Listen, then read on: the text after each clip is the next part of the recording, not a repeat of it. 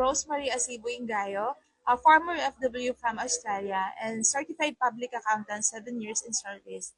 So, meron po akong i-share sa inyo regarding po sa barley natin. Bago po nakilala yung barley natin, ay meron pong health concern yung mother ko na meron siyang Parkinson disease.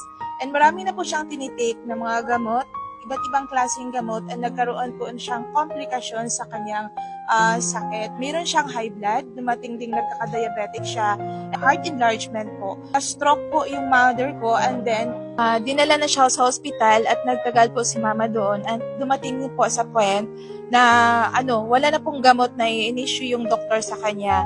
And yun po, pinaalis po sila sa hospital. Mayroong notice na ibinigay po sa doktor na taning na po yung buhay ni mama. Nag-ano yung family namin ng another option na hospital para po mapaglipatan ni mama. Pero ayun po, hindi po sila tinatanggap sa 5 hospital. 5 hospital po, wala nang sila. So pagdating po sa condo namin, mayroong mga nurses na nag-recommend na kailangan maghanap ka ng organic na product. And after 3 days po, nag-flash po yung ni Rafitol po, na nag-endorse po siya ng I Am Amazing Pure Organic Barley. Nag-order po ako ng 3 bags sa online. So, nagiging okay naman din yung pakiramdam ni mama. And then, in the morning, bago siya mag-take ng breakfast, 3 sachet po yung iniinom niya, and before siya matulog, 3 sachet din po. And then hanggang dumating sa point para tuloy-tuloy yung pag-inom ni mama is nag-avail po ako ng 50% lifetime discount. And then after 3 months, thanks God, dahil si mama ay natulungan po sa Amazing Pure Organic Barley, nagiging okay na po ang lahat. And then nung magpa-check up sila sa doctor, is cleared na po lahat ang sakit ng mama.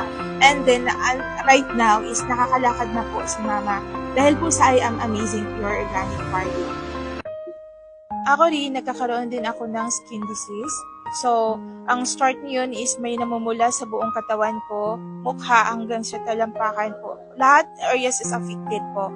So, nagnana siya, ang dami na pong nanang lumalabas, and iba na po yung amoy na lumalabas niya. Kaya nga dumating na lumala talaga yung skin ko, lumalabas na po yung mga makita mo na talaga yung laman ng ng skin ko na sobra talagang kaya nga dumating sa point na dinala talaga ako sa St. Luke Hospital. Pero so binigyan ako ng resita ng gamot, ganun pa rin yung situation ng skin ko. So, I decided din na i-try ko yung I Am Amazing Pure Organic Barley. So, nag-take po tayo ng every morning ng 2 sachet din, and every evening.